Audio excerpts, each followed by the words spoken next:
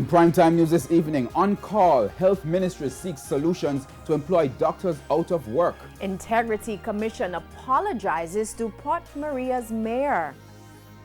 And changes coming. Tourism Minister says he will ensure tourists stick to COVID control measures.